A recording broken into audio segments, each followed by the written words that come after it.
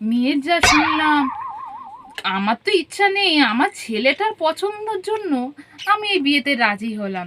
তা এবার দেনা পাওনাটারও তো ব্যাপারটা কথা বলতে হবে দিদি। দিদি বলুন আপনাদের কি কি লাগবে, কি কি দেনা পাওনা আছে বলুন, আমার সামর্থ্য মতন তো আমি দেবো, বলুন।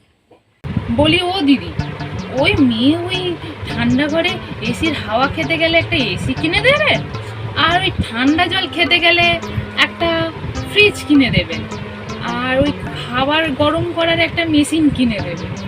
আমাদের আর কিছু চাওয়া পাওয়া নেই। আর মেয়ে যদি ওই হাঁটতে না পারে তাহলে একটা গাড়ি কিনে দেবেন, ওই 4 চাকাই কিনে দিতে হবে, বেশি চাই না। আর ওই একটা অনুষ্ঠান করবো তো, তাতেও তো টাকা পয়সা লাগে, যদি ওই নগদ কিছু টাকা দেন ওতে তো খুবই ভালো হয়। আমাদের কিছু চাওয়া পাওয়া নেই। আর মেয়েকে একটু ওই গয়না ভর্তি করেই তো পাঠাবেন, তাহলে আর কি। আন্টি, এই না আপনি তখনই বললেন যে আমরা খুব বড় লোক, আবার এখন আমার মায়ের কাছ থেকে এত কিছু চাইছেন? কি হ্যাঁ, আপনারা চান, আমি এতে মানা করবো না, কিন্তু আমারও একটা শর্ত আছে।